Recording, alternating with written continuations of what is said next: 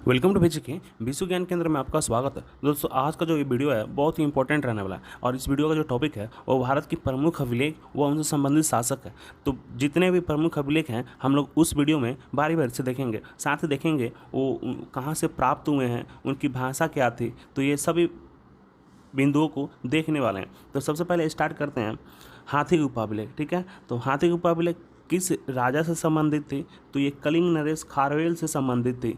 और ये कहाँ से प्राप्त हुई? तो उड़ीसा का भुवनेश्वर जो राजधानी है वहाँ से 3 मील दूर एक उदयगिरी नामक की पहाड़ी है, वहीं पे एक गुफा में ये शिलालेख उपलब्ध हुआ था और इसी कारण इसे हाथी गुफा अभिलेख कहा जाता है। और इसकी जो भाषा है वो प्राकृत भाषा है। और ये जो खारवेल नरेश थे वो जैन धर्म के अनुयायी थे। और आप लोग ये पिक्चर में देख सकते हैं, यहीं उदयगिरी पहाड़ी के अंदर जो पहाड़ी को काट के गुफा बनाई गई है, इसी के अंदर ये अभिलेख प्राप्त हुआ है, हाथी गुफा अभिलेख। ठीक है, अब इसे याद कैसे रखेंगे?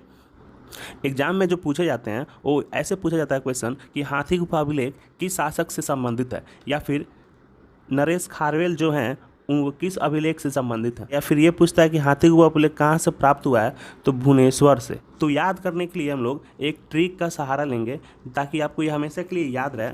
तो सबसे पहले देखते हैं हाथी कहाँ गया? गुफा में। ठीक है, हाथी गुफा में गया और वहाँ पे क्या किया?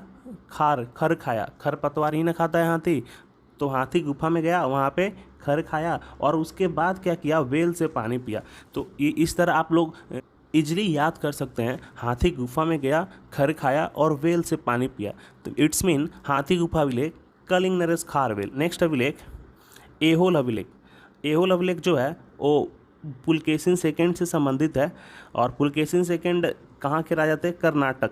ठीक है, और ये एहोल अभिलेख कर्नाटक के बीजापुर में भी स्थित है और इसे हम लोग एहोड़ या आईहोल के नाम से भी जानते हैं। और ये पुलकेशिन सेकंड जो थे वो चालुक्य नरेश थे। और ये जो अभिलेख है वो 634 ईस्वी का बना हुआ है और ये प्रशस्ति के रूप में है तथा संस्कृत काव्य परंपरा में लिखा गया। ये फिगर जैसे देख सकते हैं फोटो में, इसी के अंदर आपको, ये कर्नाटक में स्थित है, इसी के अंदर आपको ये एहोल अभिलेख प्राप्त हुआ। तो अब इससे संबंधित राजा पुलकेशिन सेकंड आप लोग एग्जाम में कैसे याद रख सकेंगे? तो ऐसे इसका जो मेन वर्ड है होल और पुल, इस फोकस करेंगे। तो क्या है ये? पुल और होल।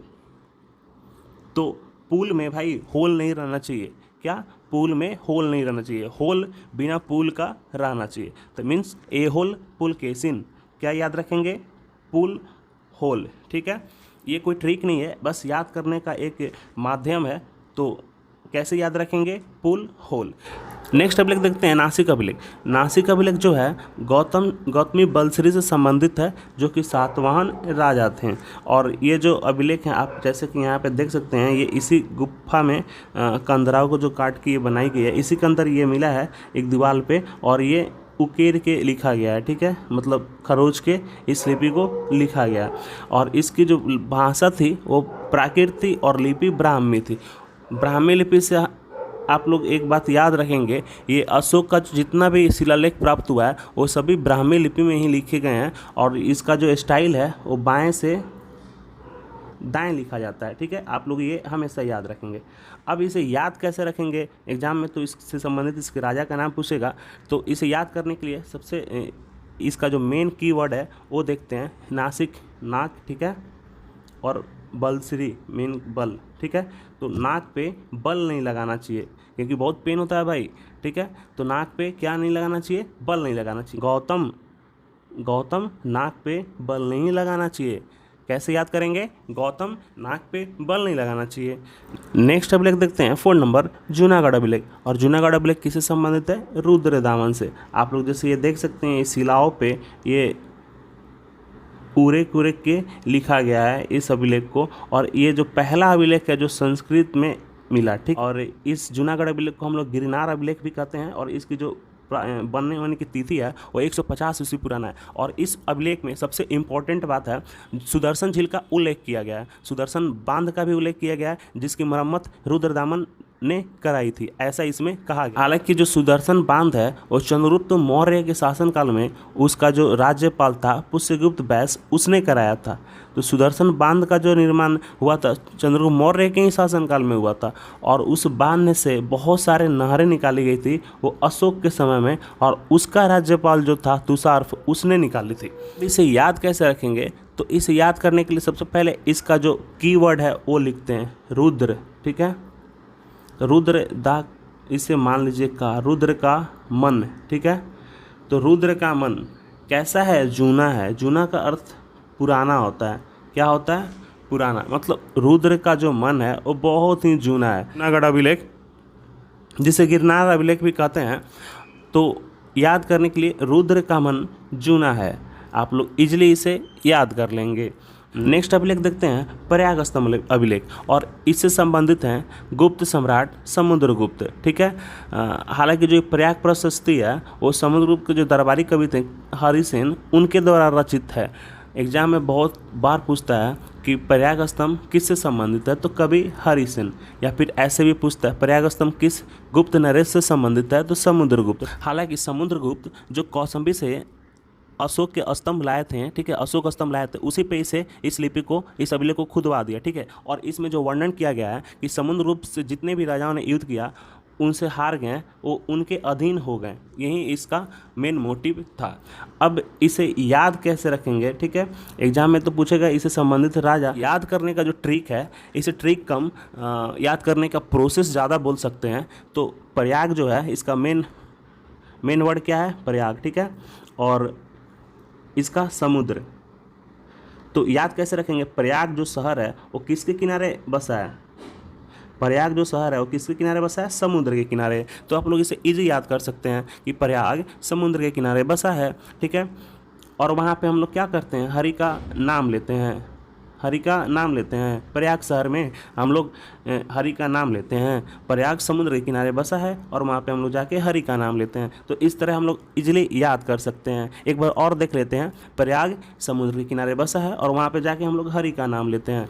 नेक्स्ट अभिलेख है मंदसौर अभिलेख। आप लोग जैसे कि ये पिक्चर में देख सकते हैं, ये कंदराओं पे ऐसे उकेड़ उकेड़ के ये लिखा गया है।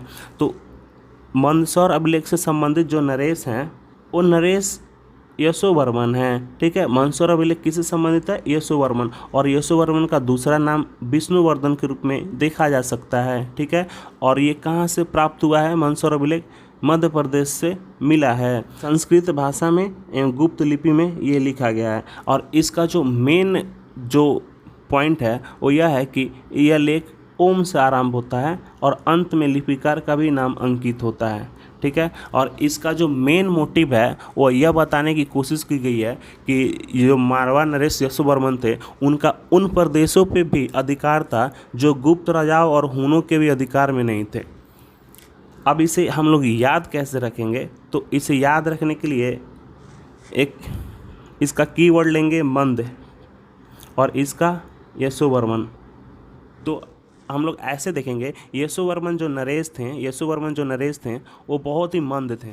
कैसे याद रखेंगे, यशोवर्मन नरेश जो थे वो बहुत ही मंद थे। इस तरह आप लोग इजली एग्जाम में याद रख सकते हैं। चलिए नेक्स्ट अभिलेख देखते हैं, ग्वालियर अभिलेख। ग्वालियर अभिलेख जो है वो प्रतिहार नरेश भोज से संबंधित है। ग्वालियर अभिलेख भोज से संबंधित है और इसमें संस्कृत में मातृछेद द्वारा सूर्य मंदिर के निर्माण का उल्लेख है। इसमें भी संस्कृत का वर्णन किया गया है और इसमें सूर्य मंदिर का अभी निर्माण हो रहा है, ऐसा इसमें उल्लेख किया गया। और इस जो अभिलेख को है अलेक्जेंडर कनिंघम ने देखा था सबसे पहले। हालांकि इस शिलालेखों के अनेक अनुवाद प्रकाशित हो चुके हैं, लेकिन अभी भी ये क्षतिग्रस्त अवस्था में विद्यमान है। इसमें मिहिरकुल का भी वर्णन किया गया है। तो चलिए अब इसे एग्जाम में याद कैसे रखेंगे। ग्वालियर अभिलेख जो है वो नरेश भोज से संबंधित है, तो इसको याद करने के लिए इसका कीवर्ड लेंगे ग्वालियर का ग्वाल लेंगे और प्रतिहार नरेश का भोज लेंगे। तो इसे याद क्या रखेंगे, भोज जो होती है वो किसके कारण होती है, ग्वालों के कारण। आप लोग देखते होंगे गांव में जो भोज होता है तो पहले ग्वाला लोग सुबह ही बहुत सारे दूध उनसे मंगाया जाता है। तो भोज में क्या होता है, ग्वाला के कारण भोज होती है। इट्स मीन ग्वाल भोज से संबंधित है। आप लोग कैसे याद रखेंगे, ग्वालों के कारण भोज होती है। तो आप लोग आराम से एग्जाम में इजीली याद रख सकते हैं। ग्वालियर अभिलेख भोज से संबंधित है, मीन्स ग्वालों के कारण भोज होती है। नेक्स्ट अब अभिलेख देखते हैं, बहुत इंपॉर्टेंट है, देवपाड़ा अभिलेख, और जो कि बंगाल से प्राप्त हुआ है। आप लोग ये देख सकते हैं, ये एक पत्थर है, उस पर ये लिखा गया है, ठीक है। तो ये देवपाड़ा अभिलेख बंगाल शासक विजयसेन से संबंधित है, और जो विजयसेन है वो सेन राजवंश के राजा थे, और इनके पिताश्री का नाम हेमंत सेन था। अब इसे याद कैसे रखेंगे, तो इसे याद करने के लिए इसका कीवर्ड लेंगे देव, और इसका विजय शासक। तो देखते हैं, देव से कोई भी शासक विजय नहीं प्राप्त कर सकते हैं। इट्स मीन देव पर कोई भी शासक विजय प्राप्त नहीं कर सकते हैं। आप लोग पुराने ज़माने में देखते होंगे, उसमें कोई भी जो शासक बलशाली हो जाता था वो देव पे ही आक्रमण कर देता था। देव पे कोई भी शासक विजय प्राप्त नहीं कर सकते हैं। तो आप लोग इसे इजली एग्जाम में याद रख सकते हैं, देवपाड़ा अभिलेख, देव से कोई भी शासक विजय नहीं प्राप्त कर सकते हैं। अब आगे देखते हैं, नेक्स्ट जो है भीतरी व जूनागढ़ अभिलेख, और उस किस राजा से संबंधित है, स्कंदगुप्त से। इसके बारे में देखते हैं हम लोग।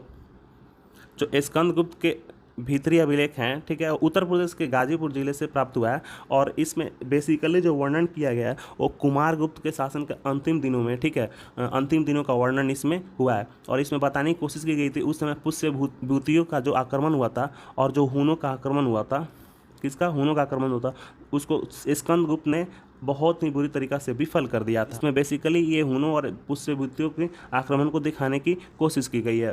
तो अब इसे हम लोग याद कैसे रखेंगे, तो इसका कीवर्ड लेंगे भीतरी का भीतर, जूना और स्कंद। भीतर नहीं जाओ, ठीक है, इसे हम लोग कैसे याद करेंगे, भीतर नहीं जाओ क्योंकि बहुत सारा जूना स्कंद है। भीतर नहीं जाओ क्योंकि बहुत सारा जूना स्कंद है। जूना का अर्थ हो गया आपको ये पुराना, आप पहले भी मैंने आपको बताया, ओल्ड, ठीक है। पर पुराना स्कंद है, भीतर जो स्कंद है वो बहुत पुराना है। ऐसे हम लोग इजीली याद रख सकते हैं, भीतर जो स्कंद है वो बहुत पुराना है। तो ये था दोस्तों भारत के महत्वपूर्ण जो अभिलेख थे वो, और उनसे संबंधित राजा, और उनको याद करने के लिए स्पेशल ट्रिक। तो आशा करता हूँ कि ये वीडियो आप लोग को अच्छी लगी हो। अगर वीडियो अच्छी लगी हो तो वीडियो को लाइक करें, और आप जैसे लाभान्वित हुए हैं अपने मित्रों के पास भी शेयर करें ताकि वो भी इससे लाभान्वित हों। अगर आप मेरे चैनल पर न्यू हैं तो चैनल को सब्सक्राइब करें। मिलते हैं नेक्स्ट वीडियो में, तब तक के लिए जय हिंद।